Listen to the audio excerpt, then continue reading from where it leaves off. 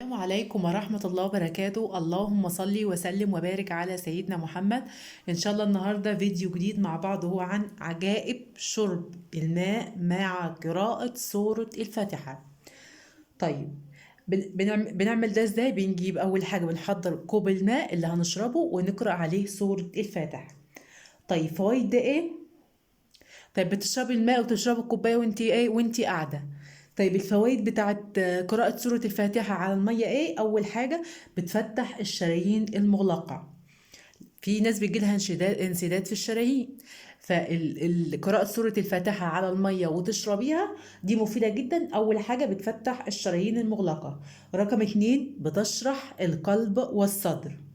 رقم 3 تعطي طاقة إيجابية وتريح الأعضاء. تعطي طاقة إيجابية وتريح الأعضاء الداخلية. طب إيه الأعضاء الداخلية؟ زي مثلا الكلى، زي القولون، زي الكبد، زي المرارة والأمعاء. دي فوائد قراءة سورة الفاتحة على المية وشربها. فسورة الفاتحة دي روح تضاف إلى روحك وشيء عظيم في حياتنا.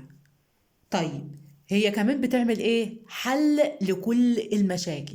يعني لو قرأتيها وشربتها على المية هتحل لو عندك اي مشكلة، ربنا سبحانه وتعالى هيحلها. زي ايه؟ حل لكل المشاكل، زي المشاكل بين الزوجين، المشاكل مع الابناء، الخناق اللي بيجي بين الابناء والنكد اللي بيجي في البيوت برضو بتحل المشكلة دي. كمان المشاكل اللي بتيجي مع الطلبة في الجامعة. بعد كده كمان بتطهر القلب من الحقد والكراهية. كمان تضبط الأقوال والأفعال. كمان شفاء لأمراض القلب. كمان شفاء من الحسد، شفاء من الكبر، شفاء من الغرور، شفاء من العصبية، وشفاء من كل سلوك سلبي.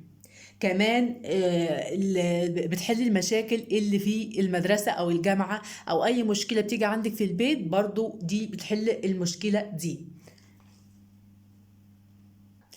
دي بقى ايه فوائد قراءة سورة الفاتحة على الماء وشربها، وجعلوها عادة يومية، لأنها طبعا مفيدة جدا جدا، وعادة كويسة جدا جدا، وهتفيدك جدا جدا، وهتحل مشاكل عندك كتيرة جدا جدا.